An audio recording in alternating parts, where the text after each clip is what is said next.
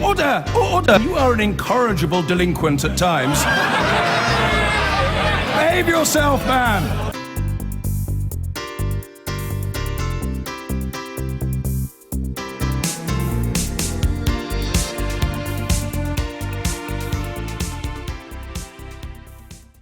As we've been discussing, Labour has Brexit problems of its own after that resounding Lib Dem victory in Richmond, where Jeremy Corbyn's party lost its deposit. The shadow Brexit Secretary, Sir Keir Starmer, is with me. Thanks for coming in, Sir Keir. Morning. Good morning to you. Now, it was a terrible result for Labour, and clearly what happened was that voters were trying to decide about Brexit. It seemed to be a Brexit by-election. And they looked at the Labour Party and they said, we don't really understand whether you're in favour or against. If you're against Brexit, the Lib Dems are the obvious choice. Well, we're living in turbulent political times, Yeah. and that's clearly an interpretation of the by-election. But I do think it's really important just to stand back from this, because what we've seen, or what we are seeing, is a country more divided than we've ever seen it, more than I can ever remember. And the Tories and UKIP are speaking only for a group within the 52%. They're building a future around that group. And understandably, the 48%, you can feel this across the country. I've been across the country. They feel that they're being written out of their own history. But just let me complete this, because it is important. The Lib Dems have then taken the opportunity to speak to the 48%. They've got nothing to say to the 52%. So you've got the Tories and UKIP saying the 52%, forget the 48%. You've got the Lib Dems saying the 48%. Now, Labour... And you guys being squeezed to pieces in the middle. We have members and we have voters and we have MPs in both camps, and we have to bring this country back together. We cannot build on this divide, nor should we try to. Somebody somehow has to bring this country back together, and Labour can do that by understanding the core reasons that Brexit happened. The implication of what you're saying is that if you're a voter in England and you're really, really cross about Brexit and you want to vote against Brexit, don't vote Labour. Choose the Liberal Democrats. No, I think that we all have to accept and respect the referendum outcome. I campaigned to stay in the EU. I would have expected the result to be honoured had we won that. So we have to accept it. But we have to fight against hard Brexit, because that's what the Prime Minister flagged up in her conference speech. There's now veering in the Tory party between hard Brexit and some undefined other Brexit. But in the end, we can't live for the next generation with this fundamental split. We have to find a way forward that brings the two sides, as it were, back together. And Labour's position on this has been accept the result, fight against hard Brexit. That is to bring the two sides back together. So, of course, it's a challenge, I accept that. It is actually an opportunity for Labour, if it sticks to its values, to draw people together. In the spirit of that, John McDonnell, the Shadow Chancellor, has said that there are great opportunities for Britain in Brexit. What are they? Well, the opportunity is to bring people back together. I mean, John said great opportunities. I've always said there are real risks in Brexit. We've got to get this right. The risk is hard Brexit. And John and I completely agree on this. And Labour said this throughout and constantly, that we have to avoid something which is outside the single market, outside the customs union, and an arm's-length relationship with our EU partners. We have to avoid that. And that's what the Labour Party is fighting. You don't sound very pumped up about the prospects for Britain after Brexit. I think that we have to get ourselves to a position where we are arguing for the best possible outcome. That's what the Labour Party is arguing for. But we have to be clear that that is not hard Brexit. Can we come on to how you're going to achieve that? Because you don't have a majority in the House of Commons, and at the moment your policy is to push ahead with Article 50. Move it forward. You're not going to oppose it. So how can you possibly get your version of whatever kind of Brexit you want to happen? What I've been arguing for, what we've been arguing for, is that the government must put its basic plan before Parliament, so we can discuss it. At the moment, and you're doing the same this morning, we're all going through trying to find fragments of evidence as to what approach they're going to take. It's becoming clearer, I'd suggest. Well, I don't know about that. There are two very different versions of our future. One is that isolated hard Brexit. The other is a collaborative, cooperative Brexit. That's the one that the Labour Party wants to fight for. We can only fight for it if we get the government to put the plan before Parliament.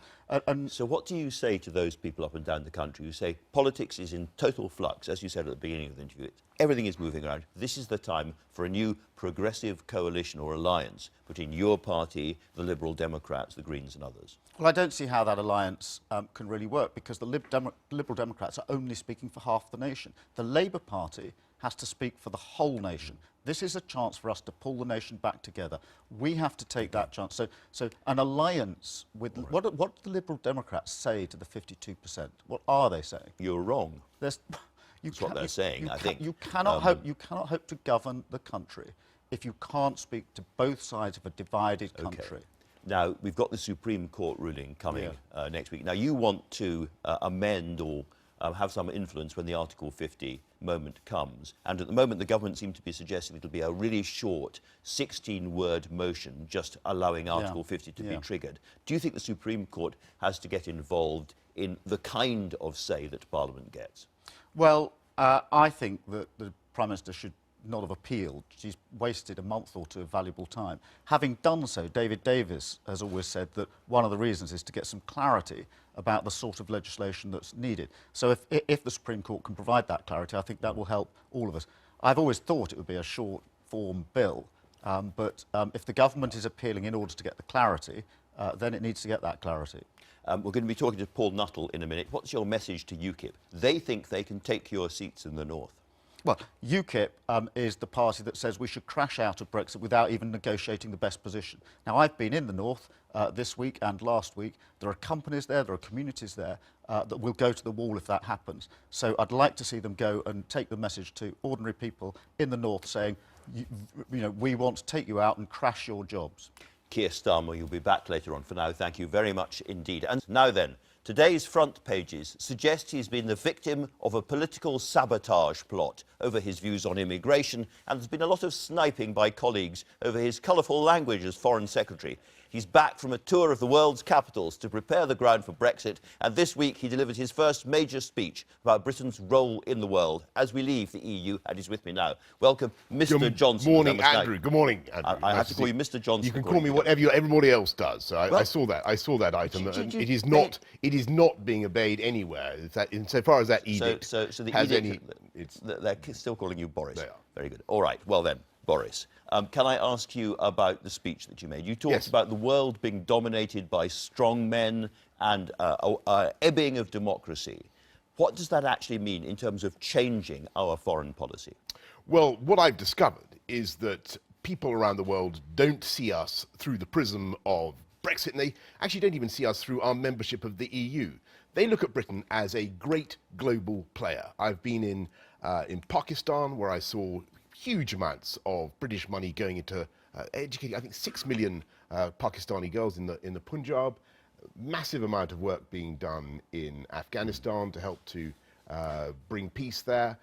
British troops on the line in Cyprus, and British sailors, British Navy, actually helping to solve the problems of migration in the southern Mediterranean. I've just seen that just in the last couple of weeks. And everywhere I go, people say, you know, what are you doing to help us? What are you doing to combat this particular problem that we have? And we are out there. And the point I'm trying to make is I think that sometimes people in our country don't understand how we are seen abroad. Well, they don't realise what a huge player we are. And that was the message I was trying to get over. But when it comes to, for instance, strong men around the world, we're not actually doing very much, are we? When it comes to Aleppo and Putin, we're dancing around on the sides, wringing our hands, and doing very little. I saw what Peter Hitchens had to say. I saw the conversation with Christina about that. Honestly, I really think there's a mistake to think that whatever happens in Aleppo and other areas of rebel-held Syria could amount to a victory for Assad or for Putin. He does seem to be on the edge of winning, doesn't he? Well, winning. Let's just look at that idea, winning. I mean, what is he taking going to... back control of the city, having his soldiers and the Russians in control. Sure, but over the last 5 years or more, you have seen 400,000 people killed, and the vast majority of them have lost their lives at the hands of the regime. It is impossible to imagine that the people of Syria, millions of them, are going to be reconciled to Sure. an Assad-led I'm government. not saying so it's the an best thing, attractive result. So the I'm just best saying thing, after this civil war, it may be the end of the war. It may be a result. And in brutal realpolitik terms, maybe it's better that the war ends, even, as it were, with the wrong guys winning. well, let me just go back to that. They won't win in the sense that they've sowed the dragon's teeth of radicalization and retaliation and revenge. There are millions of Syrians who won't accept that outcome, who will continue to fight on. So the best outcome is for President Putin and the puppets that he supports, for them to get to the negotiating table and do a deal that Yes. transitions, that moves Syria away from the Assad regime. In the end, there can only be a political solution. That's what we're saying in the UK government. And I think that is right. I really I would take issue with your concept of winning. And what the UK is doing is to continue to put pressure Not much. on He doesn't look like a man who's in pressure. Well, pressure. if you look at what's happening to the Russian economy, it's not in particularly good shape. It's been shrinking. That's partly because of the oil price, but also because of the sanctions that are in place now. And But he's got the Britain- US president it's with him now, Britain, of course. It's Britain that has been in the forefront of applying that ligature of sanctions, and we continue to do so. So Are you wo- all are I'm you saying, kind of Andrew, is don't underestimate what we are doing. Are you worried about Donald Trump's friendship and admiration for Putin? As I've said before, I think it's very important to be as positive as we possibly can about our relations with the administration to be. And actually, so far, the contacts have been extremely productive. I know the Prime Minister has had two Very good interested, but not quite an conversations. answer to what I asked you. Are you worried about the friendship with Putin? Well, the answer is no, because I don't believe that in the end that will significantly affect certainly our relations with Washington, and I think it will.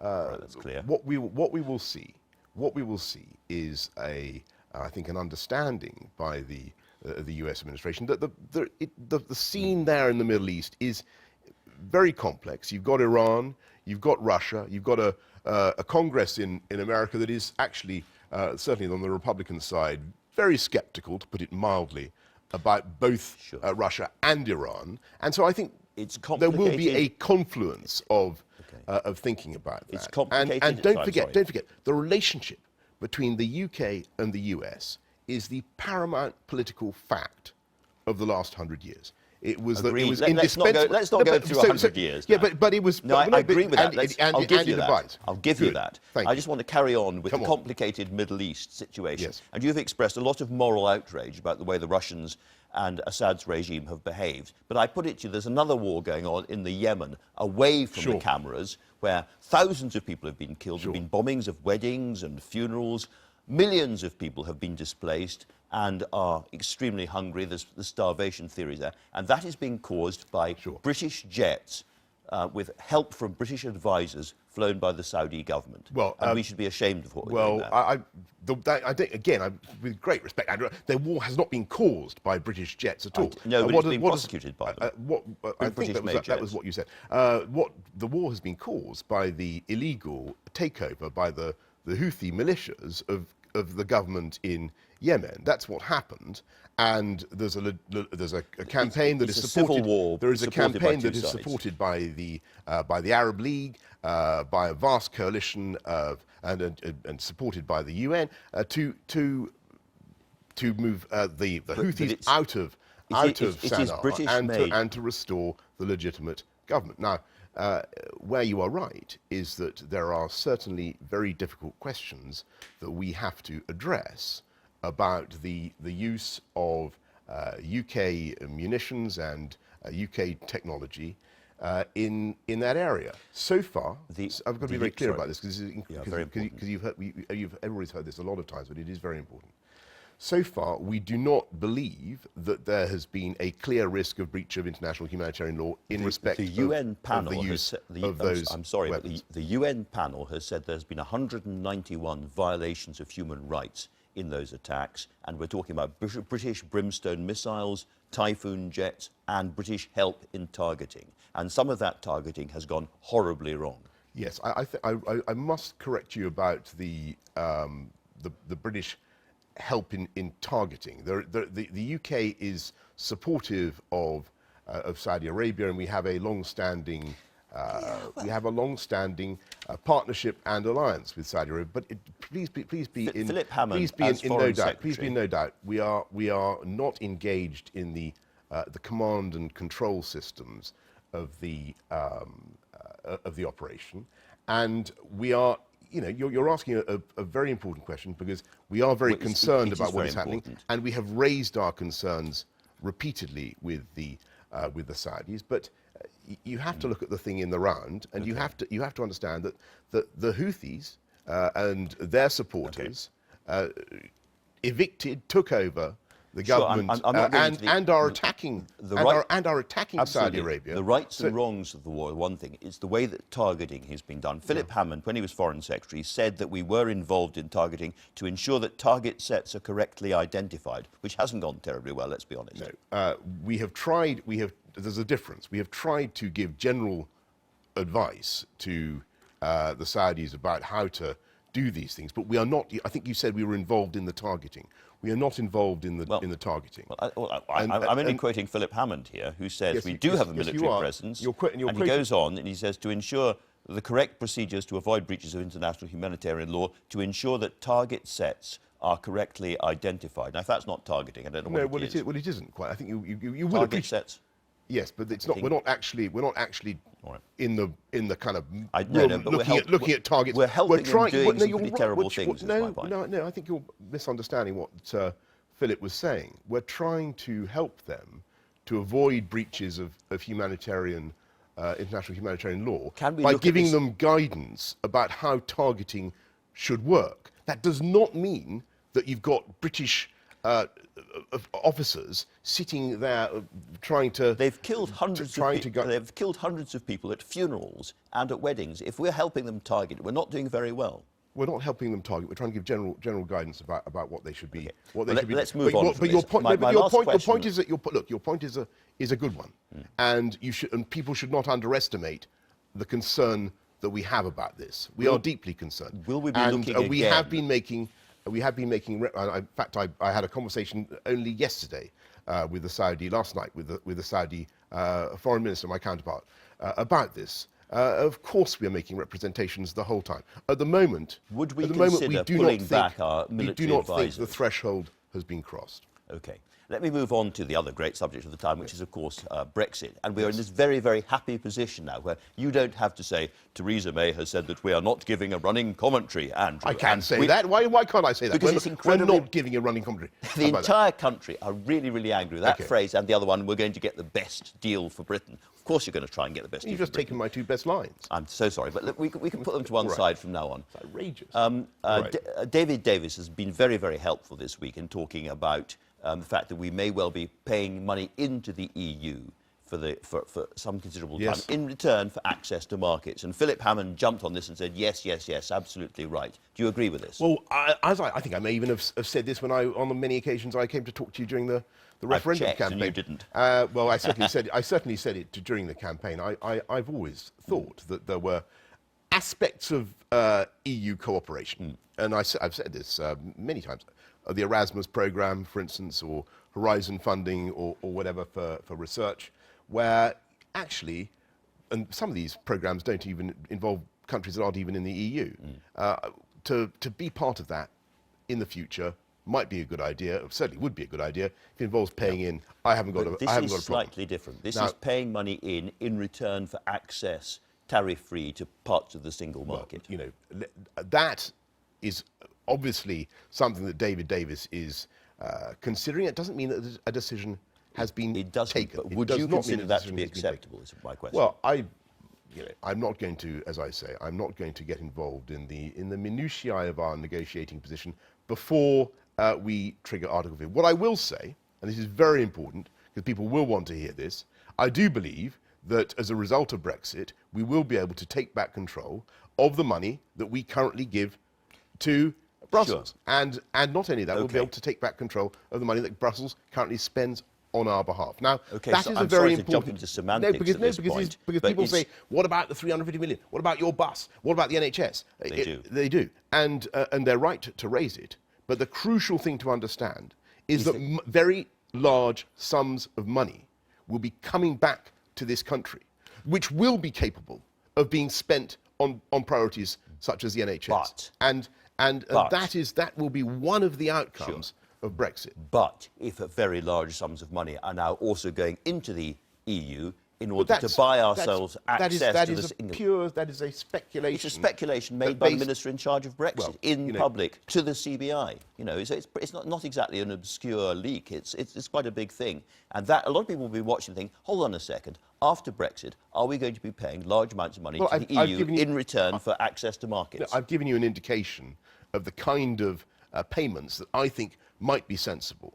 So small, not large. I see my own views. I see no reason why those payments should be large. And as I say, I do see a big opportunity for us to take the money that we're getting back and spend it on other priorities. One way around this, which has been suggested, is that the money could come from our current aid budget, therefore leaving the money coming back into the NHS and all the rest of it. That seems to a lot of people a bit bonkers. Well, I'm just trying to be helpful.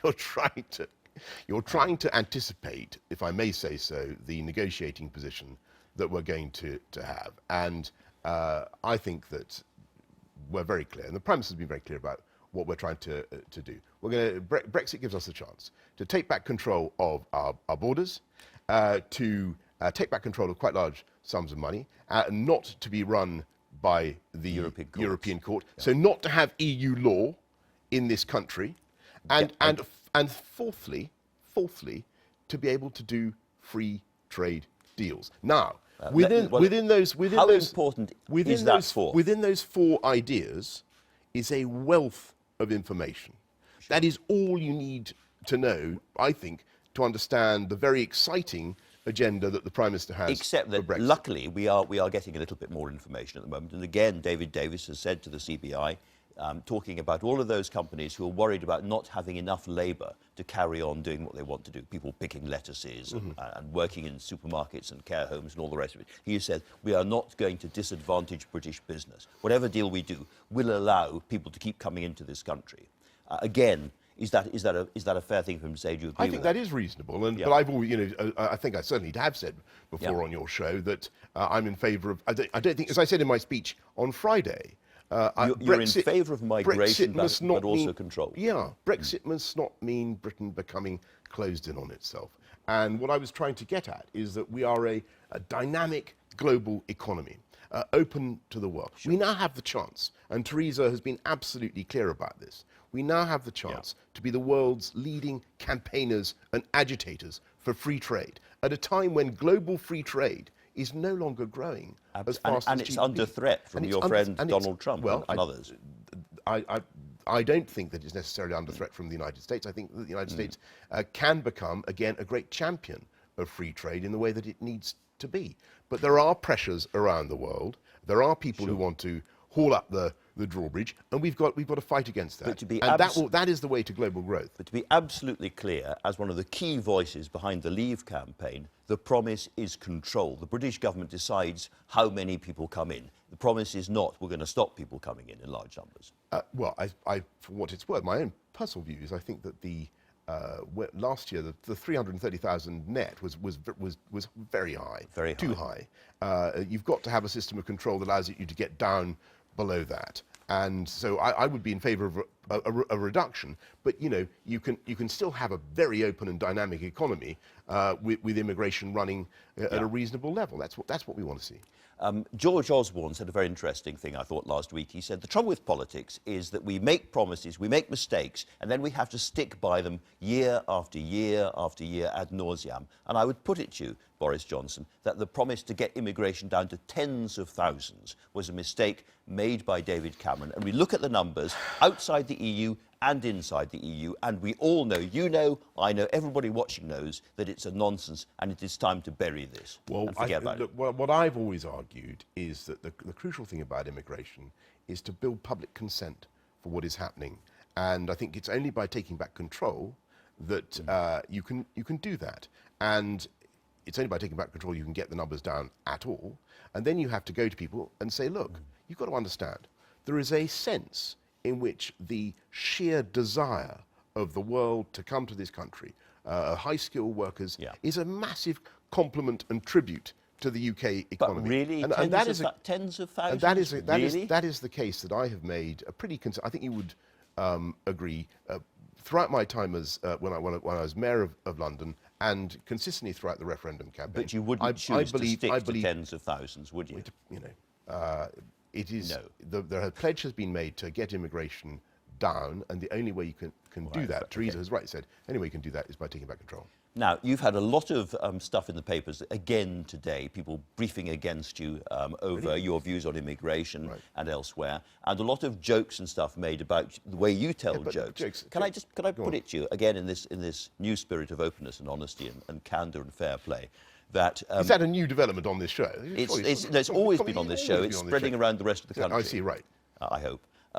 Nonetheless, you have been out there, you've said more like fruity things about Prosecco and small spherical objects and so forth. Can I put it to you that the Boris Johnson sense of humour doesn't necessarily translate into other languages, and that perhaps you have to rein it in a bit? No, on the contrary, I think what people appreciate, I mean, my own view, you know, as people have pointed out all too often, if you take things absolutely literally, then there are very few parts of the world or leaders that I have not in one time accidentally offended or insulted. And so my whole life, if you took it all that seriously, would be a sort of endless itinerary of apology and quite penitence. Seriously, But seriously, what I find is that people do appreciate frankness, and they do appreciate people saying what they think as much as possible. And what I have genuinely found in the last few months is that the mood in amongst our European friends, primarily, but also in the rest of the world, who are all a bit startled by Brexit to begin with. Yes. The mood has really changed, and they are starting to see the positive possibilities. So when you go so around... they're not going to punish us. They're not in a kind of angry mood. I think less and less. And you're not making them angry. Less and less. I think a certain amount of plaster did come off the ceiling immediately after the Brexit vote, and you did see some quite intemperate language from some of our friends in the rest of the EU. That has definitely gone.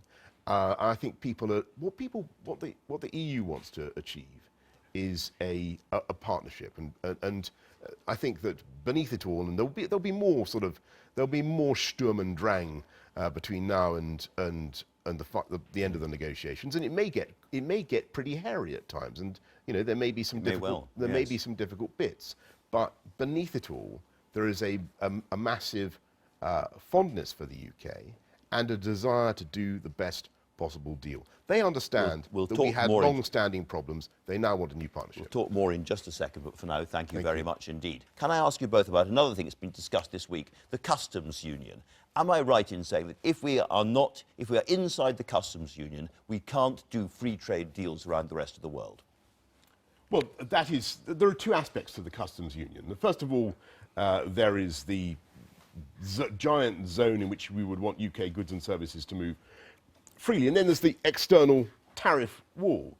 And what you're saying is accurate in the sense that in order to the common commercial policy of the EU, which is in a way the foundation of the EU. So you are correct, Andrew, in saying that you can't do free trade deals unless you come out of the common commercial policy and the common tariff area. But that is a different thing from the somehow remaining within, as it were, the zone where there is currently free movement of goods and services. What's your position? Because this is another example where I think you've said what's one your thing. What's your position? You want to frustrate the will of the people. Listen to what I'm saying. You have said that we're coming out of the customs union. David Davis has used a different phrase, which is to say, there may be not a binary choice in the customs. Some sectors. Well, if I may say so with great respect, I think David Davis is talking a great deal of sense, and so indeed is the Prime Minister. Very nearly gave me a headline. Unlike the Labour Party, Classic unlike the Labour Party, all you want example. to do is In is frustrating. 180 days, your government starts these negotiations. So now is the time for clarity, not just attacking the Labour Party, clarity. Customs union, in or out. You say one thing, David Davis says another, and then we get the classic, we've had it this morning, which is when you realise there's this difference, you say, well, no decisions yet been made. We've seen this played over and over in the last 2 or 3 months. We have got very little time left. We need to know the answer to these basic questions. Those that are negotiating need to know. The truth. There isn't a negotiation at the moment. You have not made your mind up. We haven't yet triggered Article 50. When we trigger Article 50, all those questions will be made very clear. And I think that, you know, those questions will be. So there will be a plan. As I said it earlier in my answer, those questions will be made clear. Keir Starmer. Here's what the Prime Minister has said. Taking back control of our borders, taking back control of our money. We all heard that. Yeah, but it's very important. And you're a lawyer. Yep. You're a lawyer. You're able to interpret. He's these, a lawyer. Can I ask? Can I move on for a second from this? And doing free trade deals. Now, within that is a wealth of information about how we propose to do what you want to do. Let me ask with you great both. respect, what you want to do. You were quoted. I just answered the question in full with a 4-point answer. What? Familiar 4-point. Can I just ask and a very good let me ask a very good 4-point half sentences. Let me just have a go at asking you a question. Let's ask Keir Starmer. Let's ask Keir about a the question. court case coming up next week. Very, very important. This is good.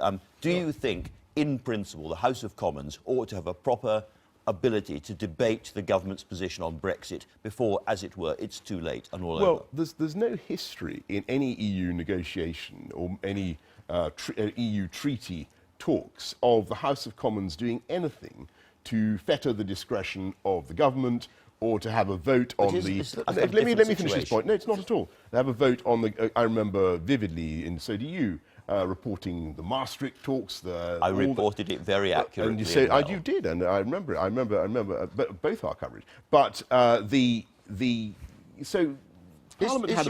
had a vote, Keir, and I think you voted in on favour. whether there should be a referendum. On whether there should be a referendum. We now know the what, we don't know the how. Parliament voted 6-1 in favour of putting this question to the people. The essence, the people decided what the answer should be. And if I may say so, just very, very important point. Is your position... Can I make a very important point? What you want to do... MPs must not know the position until March 2019. Is that the position? Unless it's through leaks. You say no running commentary. There is a running commentary. It's coming out through leaks. All right. Leaks are an indication of a divided government. I was going to ask Boris Johnson about disobliging jokes by the Prime Minister, but he'll be delighted to know that we've run out of time. I would like to ask Keir Starmer why he is seeking to frustrate the will of the people. We're not. You are. And you've told Labour meetings that you want a second referendum. Gentlemen, that is all we've got time for today. Thank you to all my guests. I've been getting away with it all.